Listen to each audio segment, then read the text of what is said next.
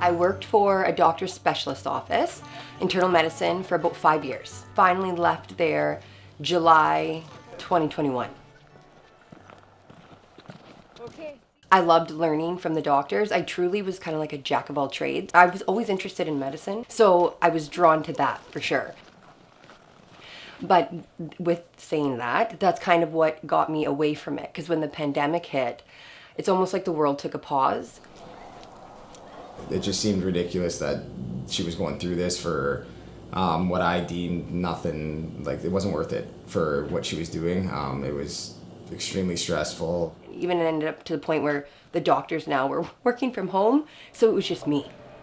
And almost basically like the definition of insanity is repeating the same thing and expecting a change. Like, this isn't gonna change. If you want to do something, you gotta go do it. So that, and then talking with my friends, and they're like, you know what, you're not happy. We can see how stressed you are. We can see this change in you. There was this whole crisscross of all these ideas that I had, and I'm like, hey, I've always had a passion for helping animals, and I've always loved dog grooming because I've always owned so many dogs. It's a lot cheaper for you to learn how to groom your own dog, and with the pandemic, you couldn't go to a groomer. So that was something that I kind of like started to peak in my head. And so when I was working at the doctor's office on weekends or any time off I really had, I was starting to dive into dog grooming.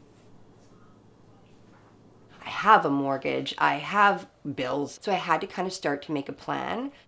That was challenging. That was hard, because it's when do you feel that plan's done enough for you to actually take that step and put in that resignation. I'd say it started in like November. By April, I was really doing more of the dog stuff, and by July, I left the job. I was getting more comfortable with my dog grooming and starting to develop clients and having full days booked of just dogs. So I was providing enough money to cover my mortgage and things that way. Here's the challenging part with dogs too. They never stay still. And then I got, a reach out from, or my mom did actually, from Dougal Media, saying they had seen an interview that I had done actually with the DMP program, and they gave me a shot. They saw something in me that at the time I didn't know if I fully even saw in myself, but I knew I've always had that drive to kind of be in front of the camera. So I took it. They took a shot at me, I took a shot on them, and now I am the news anchor. Good evening, and thank you for joining us. The masks are off for many across Ontario. I don't think I would change ever.